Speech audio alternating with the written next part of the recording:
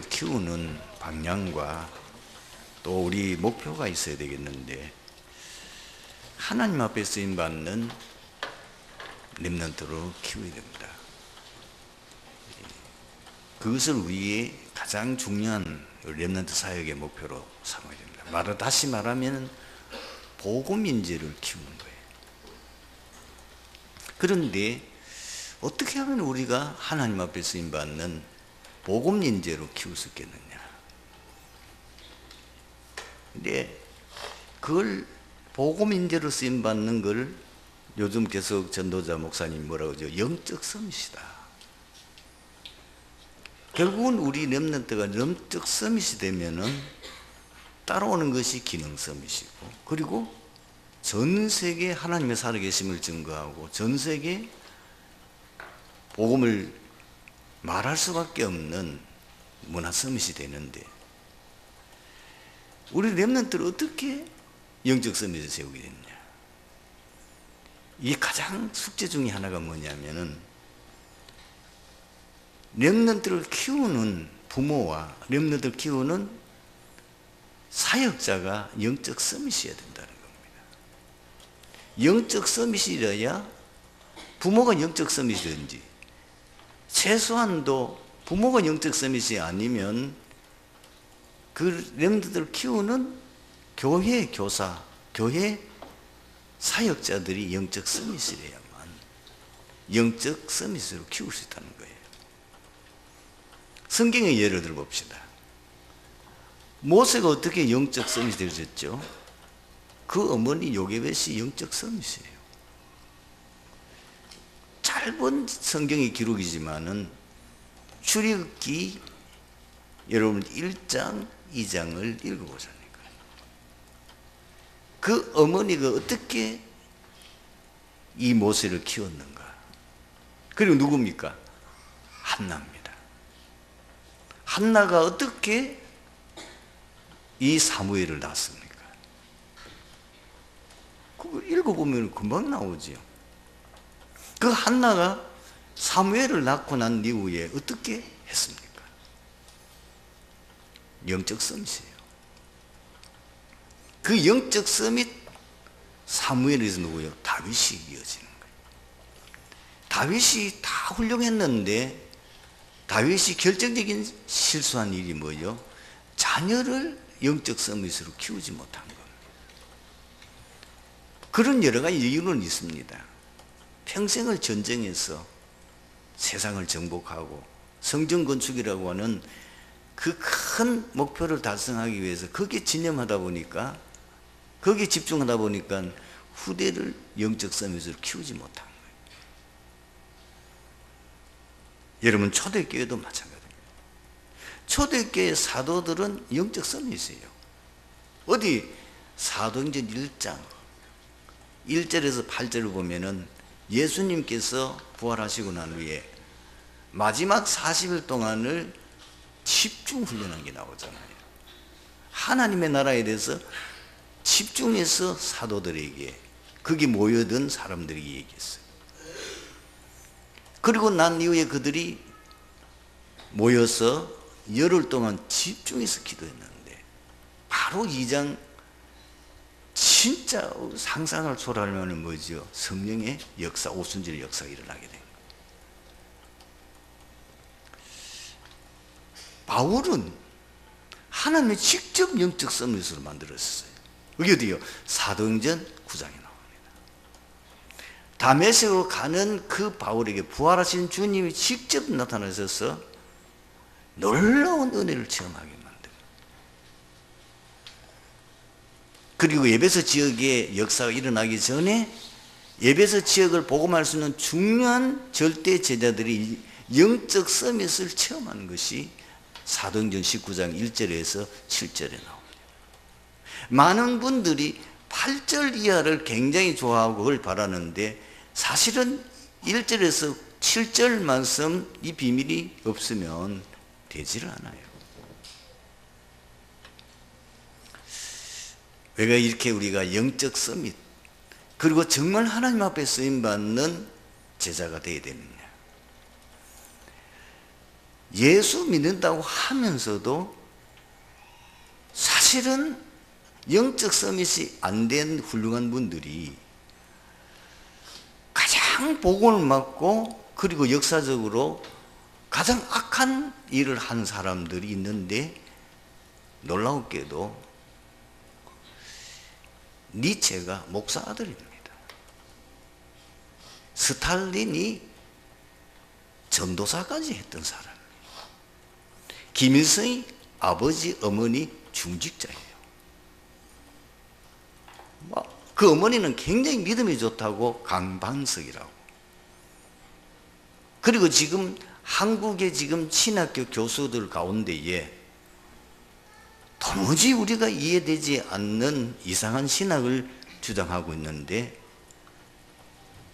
그 주장하는 그 내용을 보면은 오히려 기독교를 완전히 욕되게 만들고 사단의 심부름하는 대학 교수들이 많습니다. 그들이 훌륭한 분이에요. 똑똑한 분이에요. 그분이 실력이 대단한 분입니다.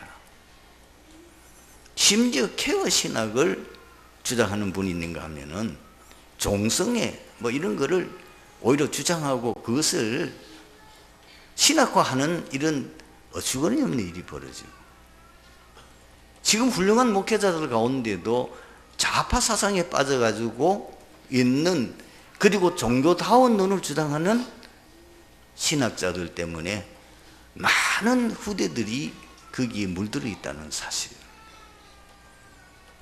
우리나라 지금 사실 독립된 것도 절반밖에 안 됐습니다만은 초대 대통령이 기독교인 정도가 아니고 중직자입니다. 또 중간에 대통령 가운데 두 사람이 중직자였습니다. 그런데 우리가 봤을 때는 이분들이 하나님이 원하시는 일에 쓰임받지를 못했다는 것. 지금 있는 국무총리를 비롯해서 국무총리가 지금 뭐요? 중직자입니다. 장로예요. 그런데 이 사람이 좌파에 빠져가지고 거기 지금 심부름하고 있는 거잖아요. 미안합니다. 대구 출신인데 지금 장관하고 있는 그 사람이 이름만 대면 아는 대구 지역의 교회 중직자입니다. 그 뭐 많이 떠들고 나다는 법석이는 지금 경기도 지사 역시 교인이고 그냥 교인이 아니고 교회 직분자입니다. 우리가 보게 될 때는 참 대단하다 볼 수 있을지 모르지만은, 제가 보기에는 하나님 앞에 섰을 때는 아무 쓸모없는 인간이에요. 하나님이 원하는 것은 뭐요?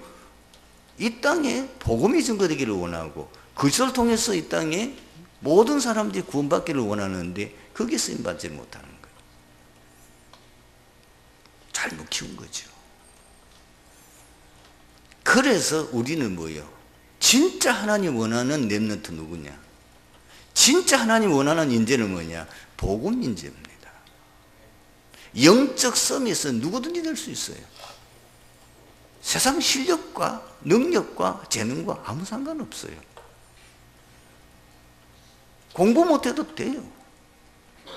영적 서밋은 전적으로 하나님이 역사하는 거기 때문에 우리 조건이나 자격이나 능력 가지고는 아무 관계없는 거예요. 중요한 건 뭐냐면은 이 영적 서밋을 키우려고 하면은 키우는 사람이 영적 서밋이어야 된다는 사실이에요. 저는 최소한 우리 부모님들에게 부탁드립니다. 여러분, 우리 기독교에 지금 우리 한국교회가 걸어오고 지금까지 한 그 반복에 서지 않기를 바랍니다. 여러분의 자녀를 어떤 인물로 키우기를 원합니까? 하나님 앞에는 별 쓸모없는 세상의 성공자로 키우기를 원합니까? 실컷 키워놨더니 이것이 사단의 종로로 타고 사단의 심부름하는 자로 키우렵니까? 하나님 앞에는 전혀 쓰임받지 못하는 목회자, 중직자, 세상에서는 성공했을지 모르지만은 하나님 보실 때는 쓰레기 같은 인간들이죠. 이 사람만은 아예 오히려 해가 돼요. 해가 돼요. 복음을 막는 일을 한다니까요. 여러분, 반드시 영적인 비밀은 전달됩니다.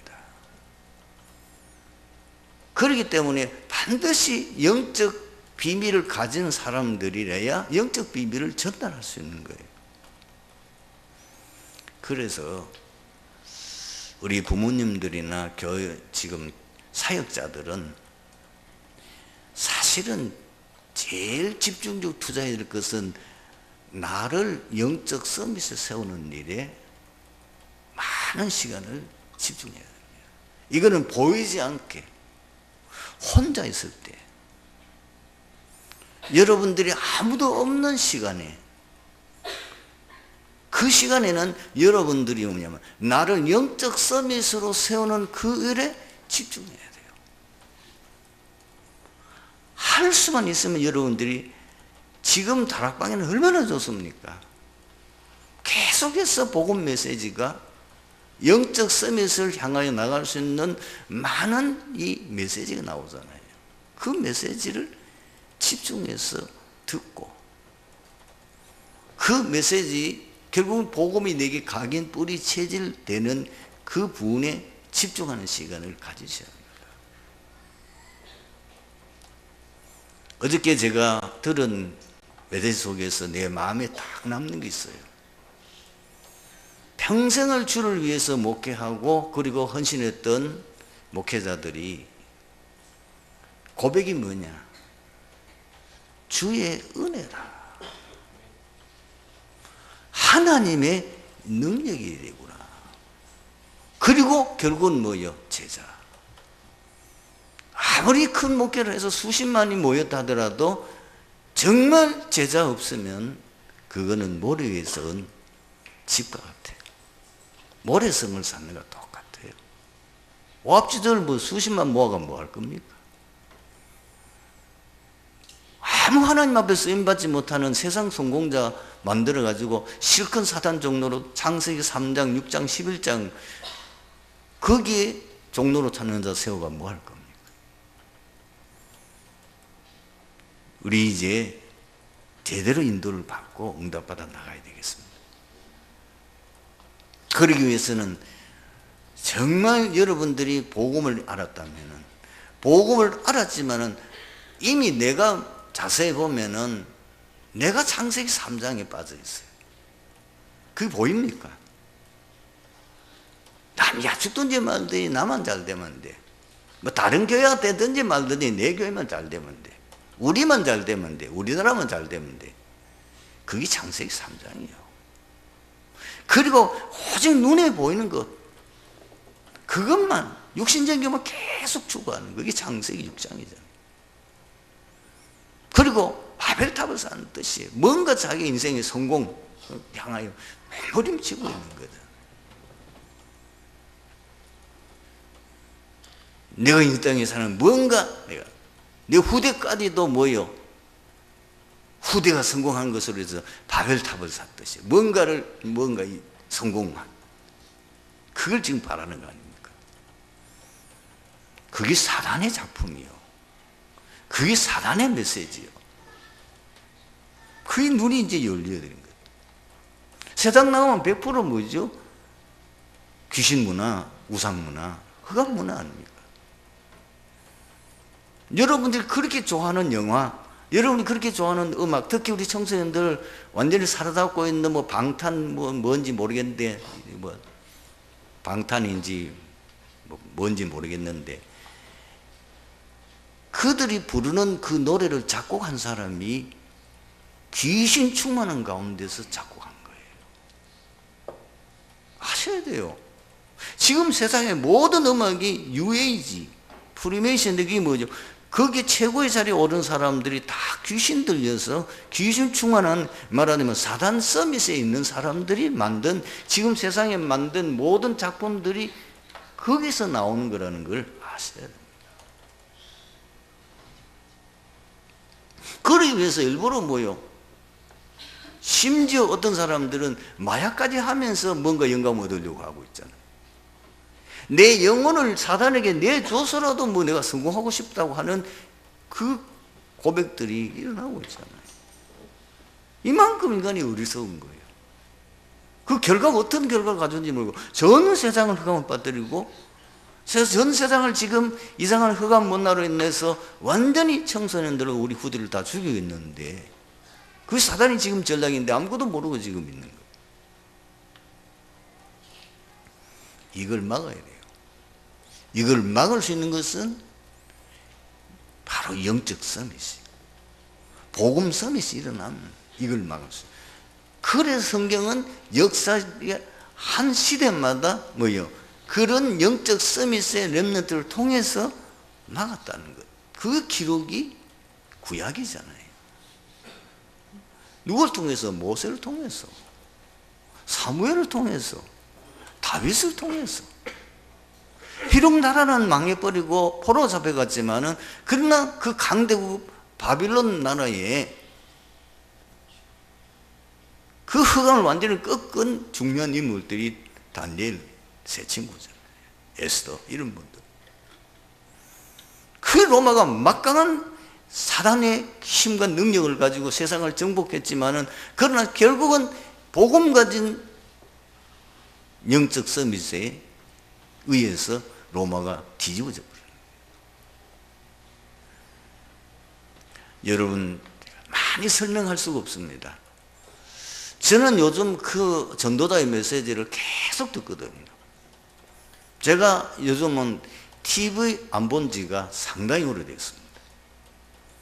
시간만 나면 메시지 또 듣고 그걸 몰라서 듣는 게 아니고 계속 들으면서 내게 속이 각인되고 너무너무 뭐예요? 영적 눈이 열리면 현실을 보는 눈이 보여요. 아, 다 쏟고 있구나. 다 사단에 당하고 있구나. 교회가 특히 영적 지도자들이 영안이 어둡구나. 이거를 많이 느낍니다. 오늘 본문 보십시다. 본문에는 모든 이스라엘 백성들이 하나님 여호와의 말씀을 삼가듣고 그의 모든 명령을 지켜 행할 것과 순종하는 자에게 복을 주실 것을 약속하고 있습니다. 그런데 신명기 28장 1절에서 14절까지 읽어보면 말씀에 순종하는 경우는 개인 및 그 가정과 및 그리고 민족 전체에 주실 복의 내용을 구체적으로 언급하고 있습니다. 여기서 우리가 깨달아야 될 중요한 것이 있습니다. 참된 복은 인간이 추구함으로써 얻어지는 것이 아니라 거기에 줄을 쫙 쳐놔야 돼요.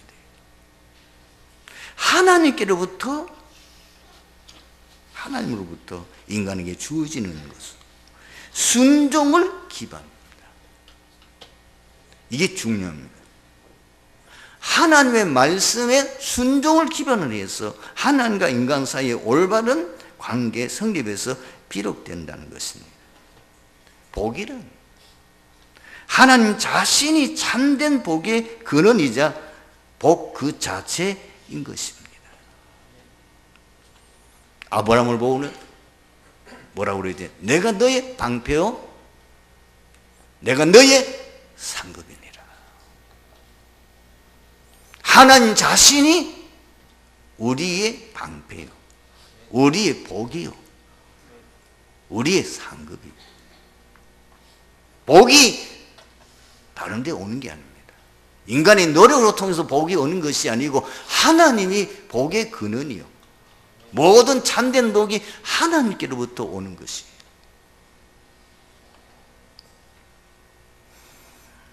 여러분, 왜 우리가 하나님의 말씀에 순종하는 것이 복입니까?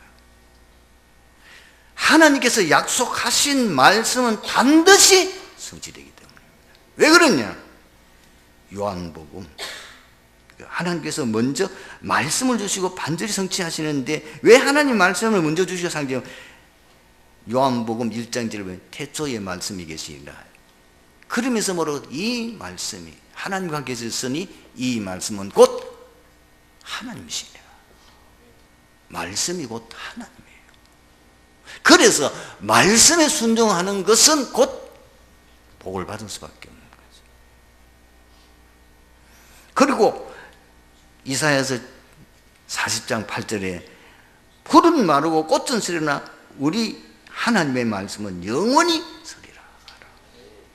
그리고 마태복음 5장 8절에는 18절에는 그 말씀이 1.1획도 결코 없어지지 않냐고 다 이루리라. 구약 시대의 증인들 봅시다. 노아가 하나님의 말씀을 받았어요. 그 말씀이 뭐냐면은 앞으로 이 땅에 홍수로 심판을 받아서 모든 사람들이 그 홍수로 인하여 멸망되게 될 거니까 너는 그 홍수에서 살기 위해서는 방주를 만들어라. 사람으로 봤을 때는 말이 안 되는 얘기예요. 여긴 길게 설명할 시간이 없어요. 그 당시로 봐서는 홍수로 세상을 심판한다는 것은 상상할 수 없어요. 역사적으로 그런 적이 없고, 사실 성경을 조금 관심 있게 보면 그 당시는 비가 오지 않았어요. 과학적으로 설명할 시간이 없어요. 그런데 어디서 비가 쏟아져서 모든 사람들이 다 죽냔 말이에요. 절대 사람으로서는 불가능. 사람으로서는 도저히 이해 안 되는 불이해할 일. 그래서 모든 사람들이 노아를 조롱했습니다. 저 미친 영감쟁이. 오늘 실성해가지고 도무지 말도 안 되는 짓을 저 지금 일을 하고 있다. 자기 하나님께 계시받았다고 말하면서 온 세상에 소문났어요. 근데 결과는 어떻게 됐죠? 그 불가능하고 인간으로서는 도저히 과학적으로 예지지 않는 일이 일어났어요. 방주에 들어간 노아와 거기에 들어간 동물들만 살았어요. 아브람 마찬가지입니다. 갈대우로 잘 살고 있는데 어느 날 하나님이 아브람을 불러서 그 갈대우로에서 나오라는 겁니다. 거기 멸망받지 말고 나오라는 거예요. 가족들이 이해가 안 돼요. 그래서 머뭇머뭇했어요. 형님 하나님 불러갔어요. 그러니까 정신을 차리고 아버지가 왔는데 하나님 약속한 땅으로 안 가고 엉뚱하게 하나님으로 갔어요.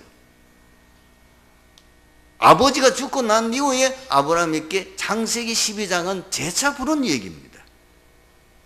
그 내용의 배경이 그렇습니다. 그때서 아브라함이 하나님 말씀에 순종해서 본토 친척 아비 집을 떠나 모든 걸 버리고 옵니다. 그 당시로서는 참 어려운 얘기예요. 왜 가나안 땅인가라는 거예요. 앞으로 메시아 보낼 땅이에요. 인생의 모든 문제는 그리스도라야만 해결될 수 있다고 하는 이 말이 그 당시에서는 이해되기 어려운 부분이죠. 그리고 소돔 고모라 심판하기 전에 하나님 어떻게 합니까? 아브라함에게 먼저 와서 그 소식을 알립니다. 그래서 그 사실을 아브라함이 알고 소돔 고모라를 위해서 중보 기도를 하잖아요. 거기에 의인 50명이 있으면 어떻게 합니까? 그리고 나중에 10명까지 10명만 찾아도 내가 그 소돔 고모라를 멸망시키지 않겠다고 했는데 10명이 없는 거예요. 그리고 그 조카를 생각해서 사실은 고명하려고 한 거예요. 창세기 15장 13절 14절을 보면은 이스라엘 백성들이 400년 동안 애굽에 가서 노예살이하게 되고 그 노예살이하고 난 후에 거기서 해방되어질 사건을 이미 아브라함에게 하나님이 말씀하셨어요. 그대로 됐잖아요. 여러분 신약 시대도 많은 증거들이 있습니다. 예수님께서 부활하시기 전, 승천하시기 전에 제자들에게 하신 그 말씀, 그 약속을 그대로 제자들이 믿고 14절에 기도했는데 2장이 그대로 성취된 거예요. 분명히 오직 성령이 너에게 마신 너의 권능을 받고 예루살렘과 온 유대와 사마리아와 땅 끝까지는 내 증인이 되리라 하고 하는 그 언약의 말씀은 그 초대교회에 그렇게 무지무지한 박해와 그리고 핍박과 환난이 일어났는데도 그 언약이 성취되는 거죠. 오히려 환난이나 핍박이나 이 박해가 사도행전 1장 8절 말씀을 성취하는, 놀랍게도 뭐요? 촉매 역할을 합니다. 참 하나님의 방법은 희한하지. 앞으로 우리는 뭘 붙잡아야 돼요? 미래의 언약들. 분명히 여러분들이 믿든지 말든지 상관없어요. 이 복음이 모든 족속 땅까지 증거되고 난 후에 주님 재림하십니다. 그리고 말세에 분명히 교회에 대한 모습도 말하고 있습니다. 그것이 마태복음 25장입니다. 빈들 들고 다니는 가짜 교인들 많을 것이다. 하나님이 주신 그 달란트 땅에 묻어놓고 그 일을 감당하지 않는 많은 사람들이 일어날 것이다. 교회 안에는 양만 있는 게 아니고 염소도 있을 것이다. 다 예언되어 있는 거예요. 그리고 디모데후서 3장에 보니까 말세는 고통하는 때가 이런데 사람들이 엉뚱한 걸 사랑합니다. 하나님을 사랑해야 되는데 하나님을 사랑하지 않고 돈을 사랑하고 자기를 사랑하고 쾌락을 추구하게 될 것이다. 그러면서 이 디모데후서 4장, 특히 디모데후서는 바울이 바로 순교를 앞두고 그 믿음의 아들 디모데에게 보낸 편지예요. 유언장이나 마찬가지라. 그게 뭐라고 그랬느냐? 하나님 앞과 살아있는 자와 죽은 자를 심판하실 그리스도 예수 앞에서 그의 나타나실 것과 그의 나라를 두고 엄히 명하노니 너는 말씀을 전파하라. 복음 전하라는 말이죠. 때를 어떤지 못 얻든지 항상 힘쓰라. 때가 이르니 사람들이 바른 교훈을 받지 아니하며 귀가 가려워서 자기의 사익을 따를 스승을 많이 두고 또 그 길을 진리에서 돌이켜서 허탄한 얘기를 따르리라. 요즘 복음 말해도 안 들어요. 이상한 소리하면, 달콤한 소리하면 그 다 거기에 딱 빠져간다니까. 이미 예언되어 있는 거 아니에요. 여러분, 언약 하신 말씀 분이 누굽니까? 여호와 하나님이시기 때문에. 왜 말씀 지키는데 순종하면 복을 받느냐면 그 언약의 말씀 하신 분이 복의 근원 되시는 여호와 하나님. 그분이 천지 만물을 창조하시고 만물의 근원이시며 영원 불변하신 분이시며 그는 전능하신 분이시며 창조주예요. 여러분, 우리 눈에 보이는 것은 허상입니다. 그걸 아셔야 돼요. 진짜 세상은 눈에 보이지를 않아요. 과학자들이 이걸 지금 증명하고 있어요. 모든 인간의 이 물질의 것을 쪼개고 쪼개고 뭐죠? 원자. 과학적으로 설명할 수가 없어요. 눈에 보이지 않는 그것에 의해서 지금 모든 만물이 창조된 거예요.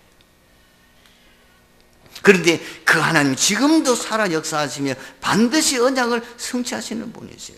우리가 언약을 잡을 때에 분명히 히브리서 4장 12절에 보면 하나님의 말씀은 살았고 활력에서 좌우의 날새는 어떤 것보다 더 예리하며 혼, 영, 관절, 골수를 찔러 쪼개게 하시며 우리 마음의 생각까지도 드러내시는데 이 언약의 말씀을 붙잡는 순간에 성삼위 하나님 역사하시고 우리가 진짜 언약의 말씀을 붙잡는데 왜 복이 많이 되느냐? 하나님의 말씀을 붙잡으면 하늘 배경에 하나님의 나라임에요. 우리에게는 어마어마한 권세가 임하면서 흑암이 결박되는 거예요. 그렇다면 마지막 우리가 굳게 붙잡아야 할 언약의 말씀이 무엇이냐 말이에요. 많이 있겠지만은 가장 중요한 것이 여러분 세 가지입니다. 인생 문제의 유일한 해답이신 그리스도. 주는 그리스도시요 살아계신 하나님의 아들이십니다. 이게 보통 말이에요.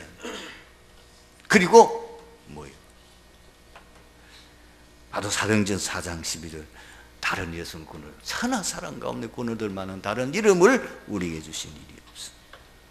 이걸 깨달은 바울이 배설물 느낀다고 했어요. 자기가 있게 자라가던 그것 다 배설물로 여긴다. 왜? 그 안에 다 있기 때문에. 골로새 2장 2절 3절 지혜 지식 모든 보화가 감춰져 있나니라. 두 번째 중요한 언약이 뭐냐? 임마누엘입니다. 하나님께서 분명히 구원받은 자에게 뭘 약속하셨습니까? 볼지어다 내가 세상 끝날까지 너희와 항상 함께 있으리라. 이 약속. 구원받은 자에게는 세상 끝날까지 항상 함께, 임마누엘 비밀 누리는 거예요. 고린도전서 3장 16절에 뭐예요? 너희가 하나님의 성전인 것과 하나님의 성령이 너희 안에 거하신 것을 알지 못하느냐. 그 성령께서 요한복음 14장 16절 17절 그리고 26절 27절 보면 우리를 인도하시겠다고 그랬어요. 나는 요셉 뭐요? 이 비밀 누렸는데 완전 승리했잖아. 왜 뭐요?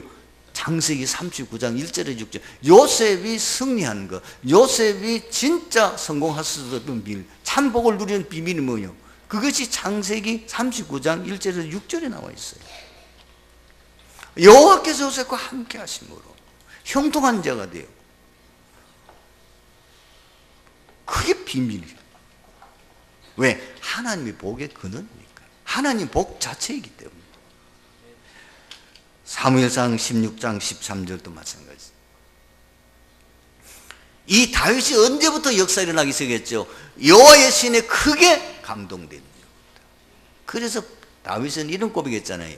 여호와는 나의 목자시니 내가 부족함이 없다. 그리고 여러분들이 어떤 언약을 붙잡느냐? 마태복음 6장 33절 너희는 먼저 그의 나라와 그 일을 구하라. 그리하면 이 모든 것 내가 너희에게 더하여 주시리라. 여러분 그의 나라와 그 일을 구하는 일에 가장 중요한 게 뭐냐면은 하나님 앞에 예배드리는 시간, 그리고 주를 위해서 헌신하는, 그리고 복음 전하는 전도자의 삶을 사는 거예요. 제가 오래전에 들은 예화가 있어요. 오래됐어요. 지금부터 한 40-50년 전 시골에 예수 믿는 교회 장로님이, 교회가 너무 좁단 말이에요. 그래서 새롭게 이 예배당을 제대로 좀 지어야 되겠는데, 그래서 그걸 놓고 기도하고 그러다가 드디어 이제 이 예배당 그 당시에는 요즘처럼 이렇게 막 굉장히 환하게 짓는 게 아니고 다 사람 손으로 지었거든요. 흙벽돌을 찍어가지고 짓기 때문에. 그래서 이런 봄부터 이제 장로님 중심으로 해서, 뭐 교회는 특별히 일하는 사람이 별로 많이 없으니까 이제 벽돌을 짓고, 교회 요즘처럼 무슨 설계도를 만든 것도 아니고 대충 이렇게 해가지고 짓는데, 그 생각보다 자꾸 시간이 길어진단 말이에요. 여러분 시골에 농사 짓는 일이 뭐예요? 봄에 모짜리 만들어 가지고 이제 6월 말쯤 되면은 그 모짜리 낸 것을 논에다가 다 모를 심어야 되는 거예요. 그런데 이 장로님이 교회를 건축하다 보니까 계속 비가 오니까 일단 지붕이라도 덮어에 넣어야 되냐. 이래가지고 지붕을 덮는 일에 뭐 열 몰두하다 보니까 뭐 자기 농사 일은 뒷전이라. 온 동네 사람이 욕하는 거예요. 저 장로 원래 농사 완전히 망쳤다. 교회 미쳐가지고 저 장로 하는 게 봐라. 드러나 마나. 그렇게 해서 겨우 지붕을 덮어놓고는 남들이 뭐 다 이미 안에 모내기 다 끝내서 이제는 모감 지금 논에 자랐는데, 그때 이제 모를 심었어요. 모를 심어놨지만 그러나 지붕만 덮어놨지 사실 이제 또 밑에 그 뭐 할 일이 얼마, 앞에 내장해야 될 일이 얼마나 많습니까? 그 일을 한다고 여러분 농사 짓는 사람들은 매일 이런 새벽에 갔어요. 그 자기 농사 짓는 논에 모든 것을 관리해 줘야 돼요.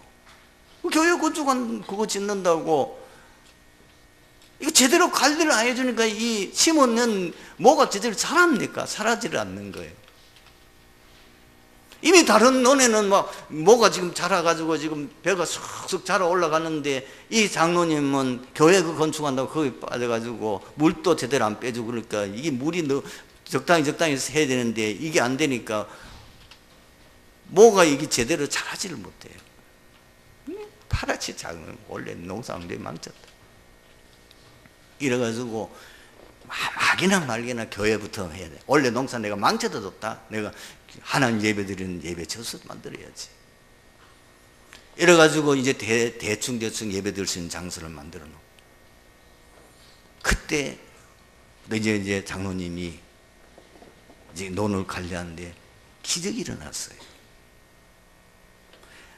모를 심어 놨는데 물을 제대로 빼주고 이렇게 대주고 이렇게 안 하니까 그 모가 다 녹아버려가지고 심어 놨는 모자리에 모포기가 한두 개씩 서 있는 거예요. 그런데 희한하지. 그 모가요.